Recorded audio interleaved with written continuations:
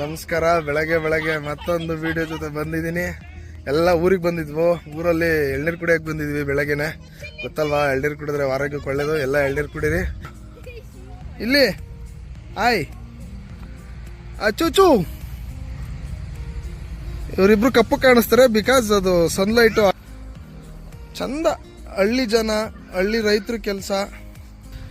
ಅಲ್ಲಿ ನೀನು ಒಬ್ಬನೇ ಕುಡಿಯೋ, ಹಂಗೆ ಕಿಡಿಕೊಂಡು ಅಲ್ಲೇ ಕುಡಿ, ನಮ್ಗೇನು ಕೊಡ್ಬೇಡ ಆಯ್ತಾ.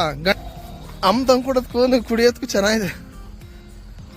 ಕುಡಿ, ಮೂಗಲೆಲ್ಲ ಕುಡಿ ನೀನು.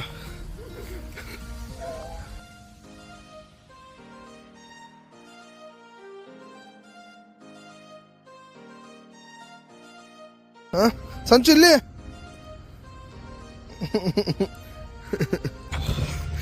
ಹುಷಾರು. ಶಾನು ಬಂದಿದ್ದ ಇಲ್ಲಿಗೆ ನೀನು? ನೀನ್ ಬಂದಿದ್ದ ಸಂಚು?